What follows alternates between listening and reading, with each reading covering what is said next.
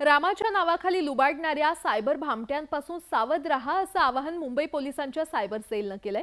श्रीरामाचं दर्शन, अभिषेक अशी प्रलोभनं दाखवत गंडा घालणारी टोळी सक्रिय झाल्याचा इशारा पोलिसांनी दिलाय।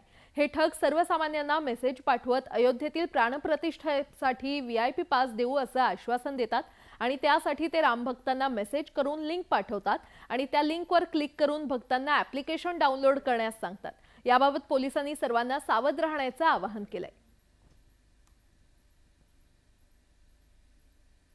सायबर पोलिसांच्या तर्फे हेच आव्हान आहे की अशा कोणत्याही प्रकारच्या भारत सरकारच्या उपक्रमामध्ये नाहीये। भारत सरकार किंवा अयोध्या येथील ऑर्गनायझर्स यांनी अशा प्रकारचे कोणत्याही प्रकारचे संदेश दिलेले नसल्यामुळे कोणीही असे एकतर APK फाईल डाउनलोड करू नयेत किंवा त्यांना कुठल्याही प्रकारचे पैसे पाठवू नयेत किंवा त्यांच्या कुठल्याही आश्वासनाला बळी पडू नये।